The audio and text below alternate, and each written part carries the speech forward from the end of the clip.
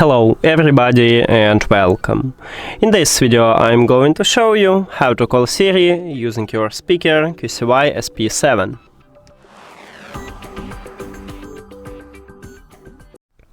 So, firstly, of course, your speaker should be connected with your phone.